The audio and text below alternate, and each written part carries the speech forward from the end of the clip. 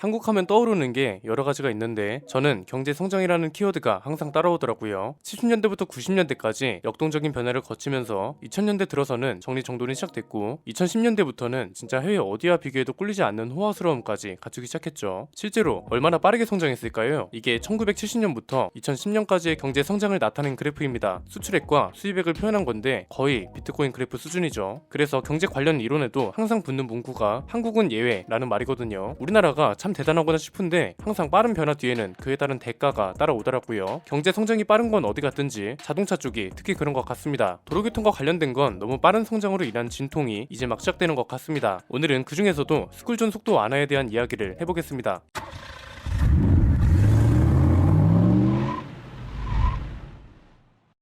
최근에 차고지 증명제가 전국으로 확대될 움직임이 보이고 있다는 거라 5030 속도 완화에 대한 이야기를 해드렸죠. 오늘은 스쿨존인데 스쿨존이 폐지될 거라는 말도 나오고 속도 제한이 없어진다는 이야기도 나오고 있습니다. 이게 찾아보니까 5030 속도 완화 있죠. 이거랑 비슷한 맥락입니다. 수많은 차주들이 원하는 것 중 하나죠. 야, 어차피 애들 등하교 시간 아닐 때는 속도 제한을 풀어주는 게 낫지 않아? 왕복 6차로 도로를 늦은 밤에 새벽까지 30km로 달리라는 게 말이 돼? 이런 생각 한 번쯤은 해보셨을 겁니다. 이런 분들한테는 이번 변화도 사이다 소리를 들을 것 같은데 실제로 제한 속도 완화를 시범 운영할 거라는 계획이 발표됐습니다. 경찰청에서 직접 발표했는데 올해 하반기부터 서울하고 대구 간선 도로 내에 있는 스쿨존 8곳을 대상으로 시행할 거라고 합니다. 시행하는 시간은 오후 10시부터 다음날 오전 8시까지. 그러니까 아이들이 등하교를 하지 않거나 통행이 많지 않은 시간에 속도를 완화하겠다는 거고요. 제한 속도는 기존에 시속 30km였던 걸 40에서 50km로 완화할 예정이라고 합니다. 물론 모든 곳을 완화하는 건 아닙니다. 스쿨존인데 제한 속도가 50km인 곳도 있잖아요. 부산하고 인천에 있는 곳 중 일부는 반대로 30km로 강화시킬 거라고 합니다. 경찰청이 발표한 자료에 따르면 간선도로 내에 있는 스쿨존 중에 제한 속도가 시속 30km인 곳만 전국에 16,900개가 넘는다고 합니다. 그래서 이 단속을 어떻게 할 것인가 보니까 가변형 속도 제한 시스템을 적용할 예정이라고 합니다. 이게 뭐냐면 고속도로에 이미 도입되고 있는 것 중 하나인데요. 평소에는 시속 100km로 속도를 제한하죠. 안개가 짙게 끼거나 눈이나 비가 올 때는 속도 제한을 낮출 수 있는 시스템입니다. 뭐 여기까지만 보면 나쁘지 않은 것 같은데 글쎄요. 저는 사실 반은 찬성이고 반은 반대입니다. 제가 앞에서 말씀드린 거 있죠. 너무 빠르게 변화하다 보니까 설계 당시 부족했던 게 지금 하나씩 문제로 드러나고 있다고요. 스쿨존도 시간에 따라 속도 제한을 두는 건 오케이 좋다 이거예요. 그런데